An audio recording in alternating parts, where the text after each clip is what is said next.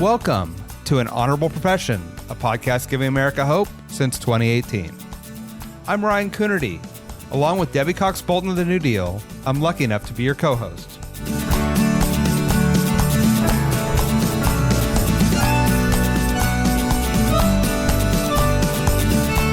An Honorable Profession is a New Deal Leaders podcast. The New Deal is an organization that supports the next generation of American leaders. From attorneys generals to state senators to mayors to school board members, these are the people that are pushing policies and politics that will respond to climate change, rebuild our economy, address racial injustice, and restore our democracy. These are incredibly talented people who have dedicated themselves to public service when their country and their communities needed it the most. Check out newdealleaders.org to see what I'm talking about. Kyle Gay is Delaware's 27th Lieutenant Governor. She's a long-standing champion for equity and justice. She helped pass her state's Equal Rights Amendment, led a period equity initiative, and worked to expand access to legal services. Before running for office, she served as a Deputy Attorney General, represented clients in Delaware's business courts, and practiced pro bono law on behalf of foster kids. We talked about the power of convening to create change and the importance of talking to people on the ground who do the work. She's a big talent. I predict that this won't be the last time you hear about her leadership. Enjoy. Delaware Lieutenant Governor Kyle Gay, welcome to An Honorable Profession. Thank you very much. Excited to be here. We are here at the New Deal Summit, where we are trying to share ideas and navigate all the politics that's going on nationally. Why don't we give our listeners just a little snapshot of how things are going in Delaware? What's going on right now? Sure. Well, I'm obviously biased, but I think things are going pretty well in Delaware, notwithstanding some of the challenges that we've had with dealing with the, I would say, unpredictability of the federal government and funding, challenges obviously around the recent shutdown and the federal administration's attempt to cut off SNAP. But I think that's just one example of how Delaware leaders are working to meet the moment and to serve our constituents. Food support didn't stop in Delaware. The administration, under leadership of our governor, Matt Meyer, was able to set up a program to make sure families got food. And then, of course, our legislative partners were in communities themselves, finding any resource that they could to bring those resources to local communities that they serve. So I'm really proud of our leaders in Delaware. I believe that they are people-focused, and I think that makes a big difference in this day and age. Yeah, I mean, it's a small state, but obviously these big macro trends must impact in major ways. How do you maintain the small state connectedness in this crazy political global economy and politics? Well, and I will say first, you're right. We are a little bit of a microcosm. Delaware really represents a lot of what the U.S. looks like. I mean, if you look at our just urban and rural areas, if you look at our demographic breakdown, if you look at our age breakdown, right, we really reflect a lot of the American electorate in our small state. So much so, right, that we were asking the DNC a couple of years ago to consider making us the first state to vote because we felt that we represented the electorate in such an important way. And so that small state mentality, it means that we know our partners. It means that we know kind of how to approach problems from a problem-solving standpoint rather than a who's across the table from me, are they right or wrong type of standpoint. And I think that what we are doing in Delaware, or what I hope, is that we can work on some of these sticky problems and export solutions.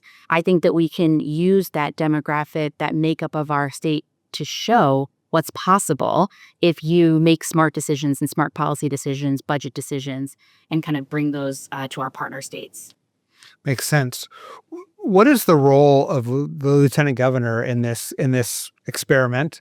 I think lieutenant governors have different powers in in different states. And so what does that look like in Delaware? Yeah, it's a great question because it's different just basically everywhere. And in Delaware, what's pretty unique is that we run separately from the governor. So it's an independent office. That being said, it is a partnership with the administration. And I sit with our governor's cabinet.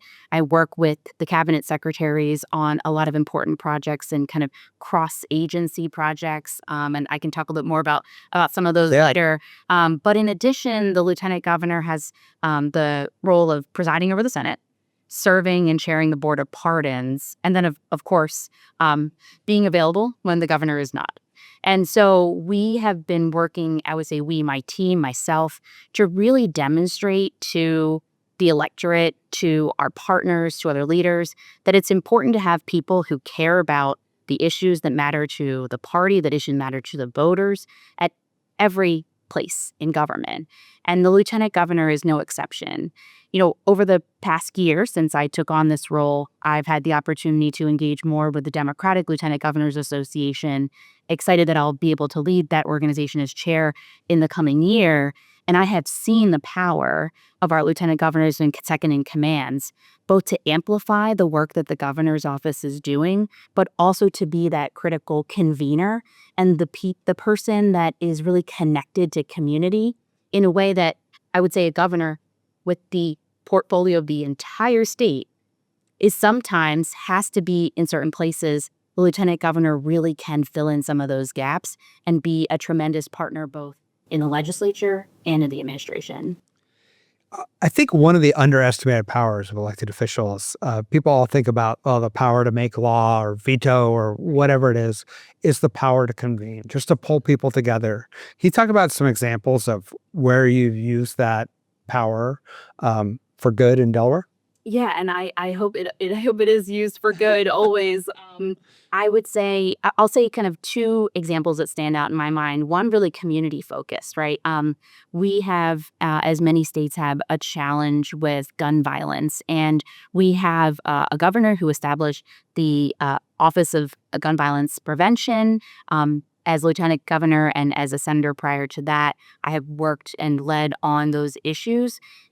But we also need to remember that a lot of this work, in fact, sometimes the most impactful and meaningful work, is being done at the community level by advocates and activists, moms and dads and sisters and brothers who have been impacted by this work. And so being able to be in underrepresented areas of the state and providing spaces for those local leaders to elevate their work, to share with each other, and then to learn more about how they can integrate their work with the work at the state level, that is a powerful convening power because you're actually kind of imbuing your partners on the ground with the knowledge and power of the state government, right? I would also say structurally we can do this work. A lot of folks often will, I think, or a lot of projects will get held up because maybe there's a lot of leaders in the space, especially in issues like childcare that I'm really passionate about. In a lot of states, they're being co-led by health and social services and education and perhaps, a children's department. And so I have been able to lead an interagency council to tackle our childcare challenge in Delaware, bringing those cabinet leaders into the same space and really making sure that we are all on the same page about what needs to happen and what each of us must do in order to see the success that we want to see on behalf of our constituents. I think so many communities are struggling with gun violence, and I think you're right. It's too often one is we're extremely limited on what can be done constitutionally, but two, there's a level of abstraction of policy, and then there's what's happening on the ground. What lessons were learned by listening to people at the community level that then can inform policy and vice versa? Yeah, absolutely. So when you have those folks around a table, I think the first lesson that I learned personally as a leader is that you have to literally say as little as you can because people, they will not presume to speak when the governor, the lieutenant governor, the majority leader is in the room, right? And so you have to create a safe space so that people feel comfortable not just talking, but telling you the truth that you need to hear in order to shape the policy that will actually make a difference. No one needs to go into a community meeting and only be lauded. We've done great things.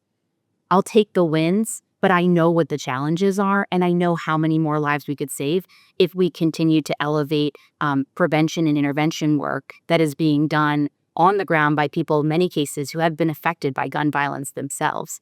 I think the fact of the matter is we need local advocates, local community members, people who understand who lives in this neighborhood in an urban area or this neighborhood in a rural area, people who are trusted, right, to make the change and to convince young people especially that there is more and there is better. And I think really as well, kind of at the macro level, we've been able in Delaware to put forth tremendous legislation. But a couple things. One is we need to always be focused on implementation, making sure it's rolled out correctly. And the other is how critical some of our partners are.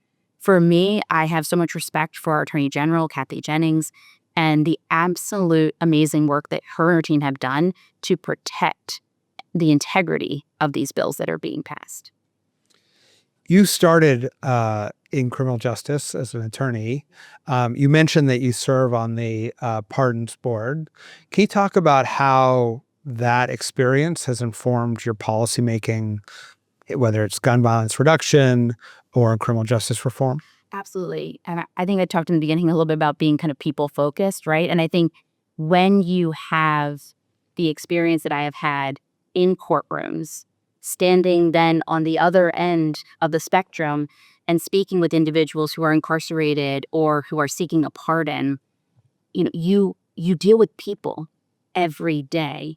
The criminal justice system, as we reference it, is really just it's a human system. It's human made, and it affects greatly the people, the neighbors that are experiencing it, whether they are accused, incarcerated, whether they are victims of crime, whether they are part of our staff and our judges who are charged with the heavy weight of making those decisions. And so having kind of seen the full spectrum, having practiced in all of the courts in our state, I know the human cost of the decisions we make in Dover.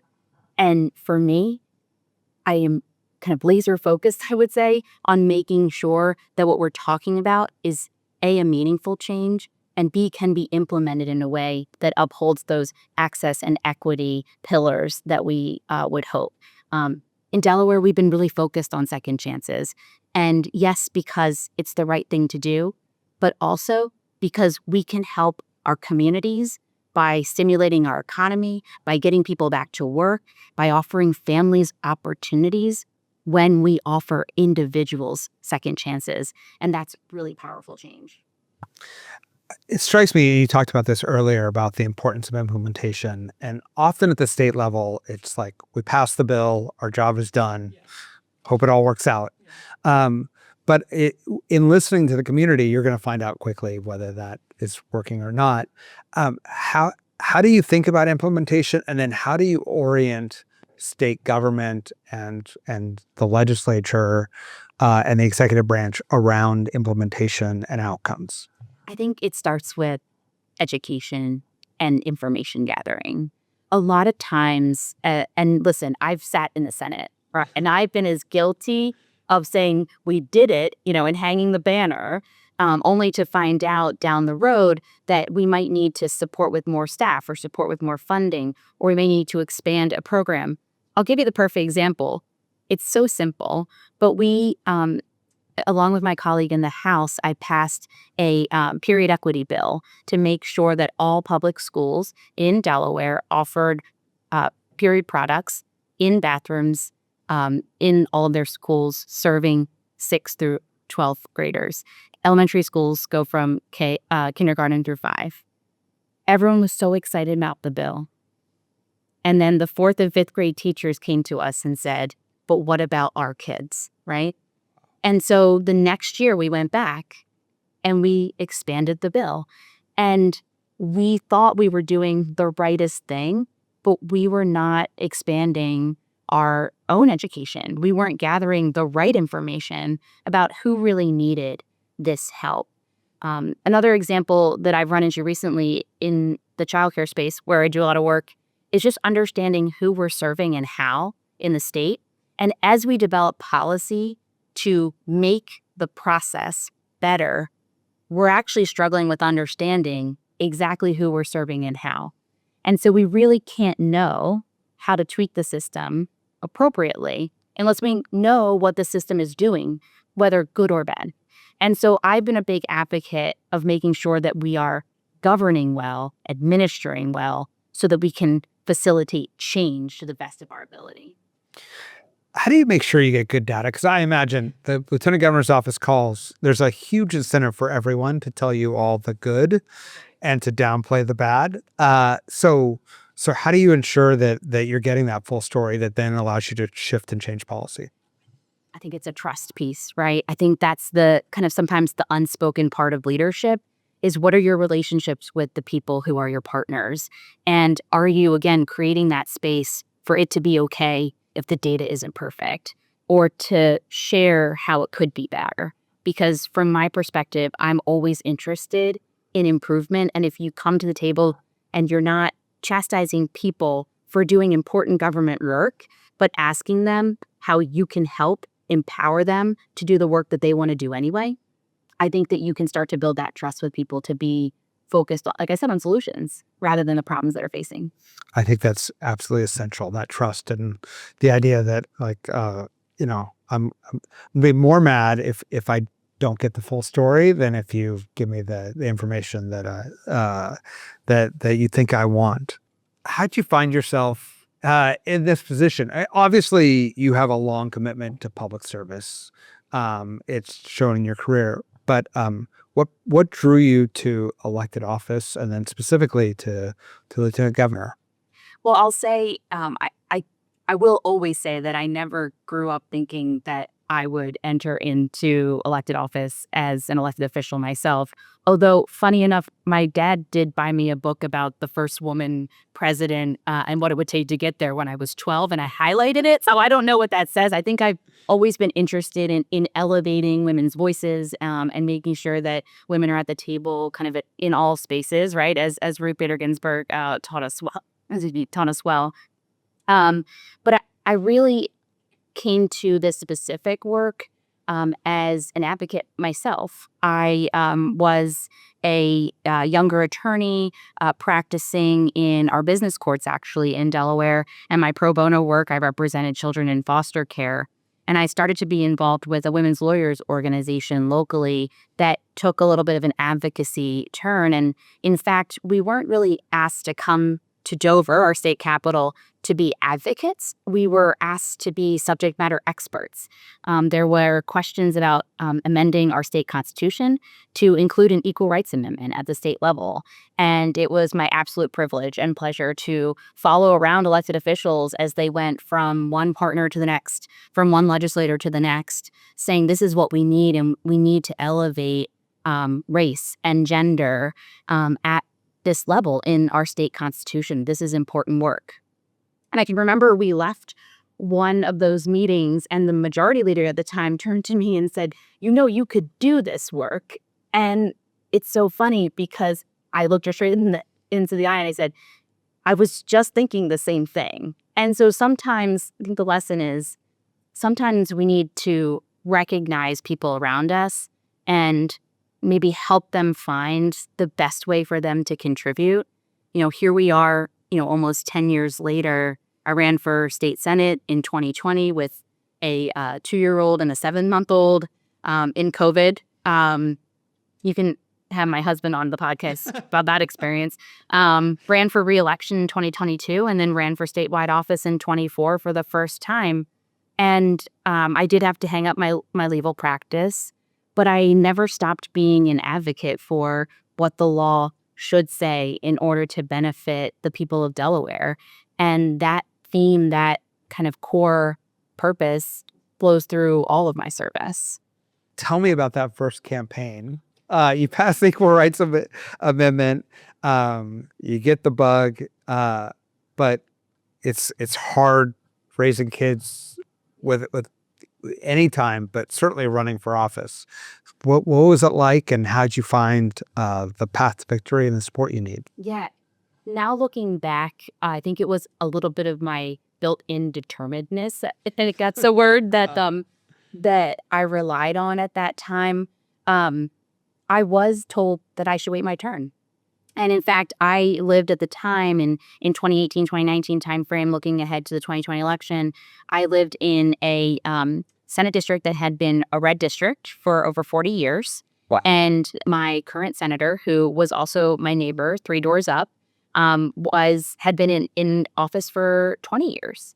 And so everyone said, she'll retire. She's not really one of the bad ones. And I just disagreed that waiting was the best option. I didn't run an overtly partisan campaign. I ran a campaign on the issues that I advocated for in Legislative Hall when I was taking my kids down there to talk about gun violence prevention, to talk about the Equal Rights Amendment, to talk about paid leave for state workers, to talk about healthcare and coverage for women's health, right? And at too many of those times when I went to Dover, my then senator voted against where I asked her to. And that is her right. But it doesn't mean that I should then just sit back and let her continue to go unchallenged. And so we did mount a challenge. And I don't know really if I thought I was going to win in the beginning, but I thought it was worth it, because what I had learned is that I had then the opportunity, if I were to be elected, then to make the vote that I thought my community was asking her to make. And I'm very glad that I didn't wait. My kids, I don't think they can remember not being in a campaign mode, but they have been able to experience so many different and wonderful things. They've been to every corner of our state.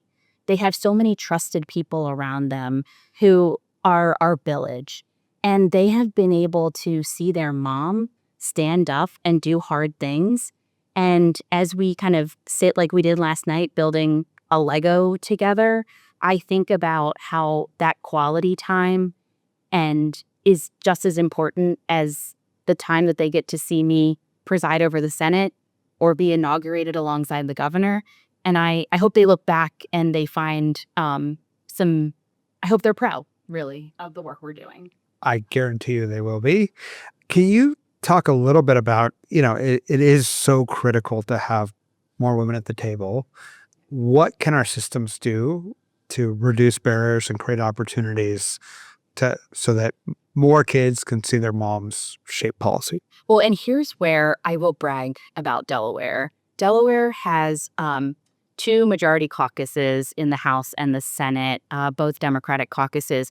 Both of those caucuses are majority women. And we have so many moms and parenting dads, right? Like folks who have kids under 18 who are home and they're making it work, right? And I have to think, what has made Delaware different and kind of made it possible for moms and dads, grandpops and moms a lot of times too, because they come and visit in Legislative Hall too. What has made this possible? And I think it's that in Delaware, we have that local mentality. We know our legislators, and we know that we get to know the moms, even if they have to go do pickup, right? I've been in Legislative Hall, and then I'm done pickup, and then I've done a community meeting, and then I might have to leave early for bedtime. And when someone says, oh, you got to go? Yeah, I got to do bedtime. Great. See you at the next one, right? We know each other and we support each other.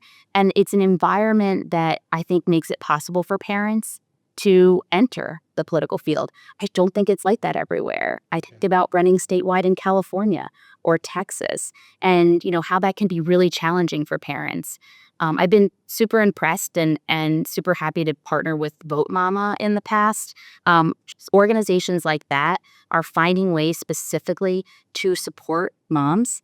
And I think that as we've seen with a lot of the moms in Congress, it's so important to have folks who are thinking about working families and thinking about kids and investing in the future and understand what it means to be a sandwich generation.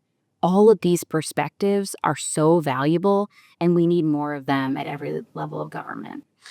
And then when you get better participation, what have you seen in terms of the outcome, in terms of legislation, by having more people at the table who bring that perspective? It's unheard. It really is night and day. When I was 10 years ago going to Dover and asking for paid leave, healthcare coverage for infertility services, an equal rights amendment, those things failed initially, right? Since that time, Delaware has been able to pass a paid family and medical leave statewide program. We've been able to expand access to reproductive health care. We even instituted a Medicaid state expansion to cover abortion services in the state of Delaware.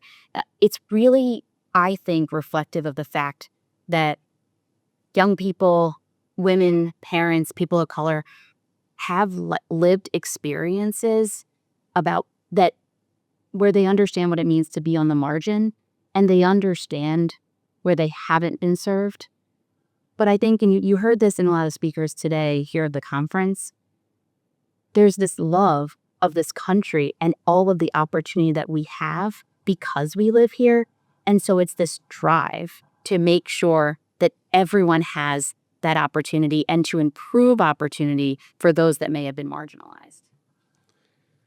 Strikes me that you're very thoughtful, might be your legal background, in terms of how you approach complex problems. I guess my question is, at a statewide level, there are so many things to deal with. There's limited time and limited resources. When you think about your tenure as lieutenant governor, what is it that, like, how do you pick your priorities? And the hard part is then how do you say, this is a priority for somebody else, or we just can't get to it right now? Yeah, it's a great question because I've seen so much in state government in the past. And, I still see it sometimes, that duplication of effort. And you just had this thought where, look, if we all just could divide and conquer, look at what we could do. And so I'm very open about what I'm interested in, and I'm very open with my partners about saying, oh, you're doing that great thing. Like, let me know when I can show up and clap for you and cheer you on and make sure that you get that support from the community. And also, here, I'm over here doing this. Like, please join me there. I think having that trust and partnership with your colleagues is huge, right? Like I said, in Delaware, we run separately from the governor, but being able to partner with the governor's office, understand the governor's priorities, and be able to amplify those, and then also to be able to take a piece of it if that's helpful. In my relationship with the governor, it's gone both ways. One, I've said, hey, I'm really interested in doing this piece. And he said, great. Another situation said, hey, could you take this on? Sure, happy to, right?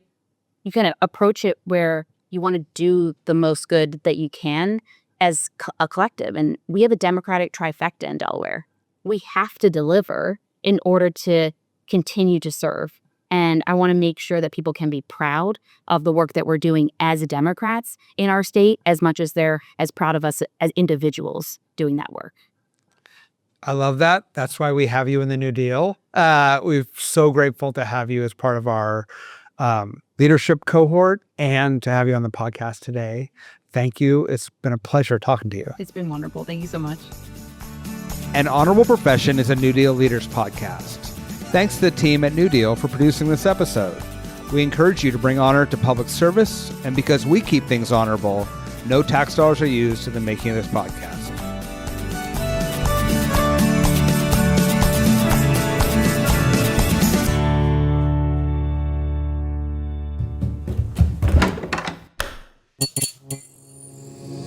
This podcast is part of the Democracy Group,